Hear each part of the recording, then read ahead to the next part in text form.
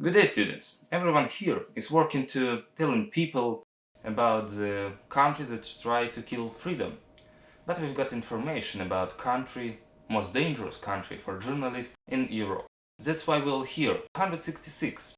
This number is placed this country in RSF list. The reason for such low rating is simple, an almost complete refusal of freedom of speech not only by the press, but also by all ordinary people. Also, the imprisonment of more than 30 journalists and recognition of many media resources as a Radio Free Europe, Radio Liberty, as extremist maybe, yeah. 166 place, Belarus. Country where not the only problem that you can't say anything worse about the president, but you can't just leave this country. You need to go through the forest to just leave from Belarus. There is long time, it's no democracy. This is dictator. Lechture. Health Science, 4th of January 2024. Media, 6 TV dead by. Charges. Creation of an extremist formation or participation in it. Volga. Health Science, 7th of March 2024. Charges. Repeated libel against the president. Discrediting the Republic of Belarus. Incitement to hatred. Insulting the President of the Republic of Belarus. Polina Pitkevich. Health Science, July 2024. Charges. Creation of an extremist formation or participation in it. Danil Polyansky. Date unknown. After 19/9/2024. Charges. High treason. I could go on and on with this list. I've just read you a few of the recent convictions, but the list is quite long. 32 journalists are in prison. I remind you, perhaps this country isn't dangerous in terms of murders, as there have been no reports of journalists being killed in recent years. But any criticism of the president's actions or anything else ensures a place in prison. Following the 2020 year protest. Police in Belarus on Sunday detained nearly 400 people in the latest protests against President Alexander Lukashenko. For 3 months running, tens of thousands have taken to the streets of the capital Minsk and other cities every Sunday to protest against the disputed re-election of Lukashenko, who's been in power for more than 2 decades.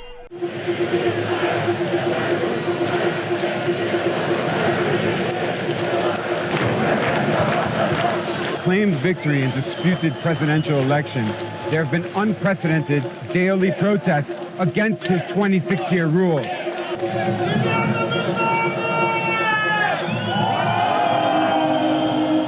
These protests may look like a big celebration, but people who demonstrated in the early days were detained by the thousands, and some disappeared or were found dead. There's a lot of security around, a lot of police, a lot of army. Aren't you guys worried that they might use violence against you? Да, устали бояться, надо идти до конца. Да. Нас много. Нас большесть, мы не оппозиция. Мы не оппозиция, мы народ Беларуси, нас большесть. For many Belarusians, Lukashenko is the only president they've ever known. How old are you? I am 22. You're 22? Yeah. So your whole life Yeah. you've lived under one Yeah. president. How does that feel for you? Well, it feels like shit. I want changes, you see? We need changes. We have the power, but not him.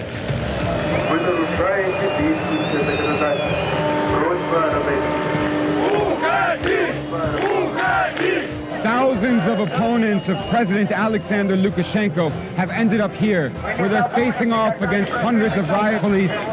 Зачем вы это делаете? Зачем? Ребят, не творите херни. While opposition leader Tikhanovskaya has gone into exile in neighboring Lithuania, Lukashenko has taken to social media to show he's still in control. At the end of the day, when most protesters had gone home, he flew over the remaining crowds, flanked by his 15-year-old son dressed in full military gear.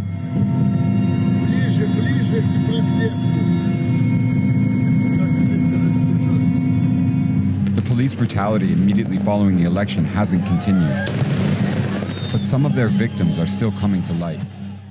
which began after President Lukashenko went on a sixth presidential term, resulting in casualties on both sides. Many journalists were jailed for covering these events and siding with the people. Similar incident has actually occurred before, but these were isolated cases. It was the strict control of the media and the suppression of journalists that began after 2020 year protest. So let's recap why we so need freedom of press and expression in democracy. First of all, because press is fourth state, and if you've been paying attention on a Science Cup lecture, you'll remember that in democratic countries all branches of government are interconnected and monitor each other to maintain balance. The same applies to press. An independent press monitors pollutions, exposes corruptions, and so on. This makes the country's political situations more transparent, which create trust between the government and people. I've said many times before that one of the most important things in democracy is trust between people and the government.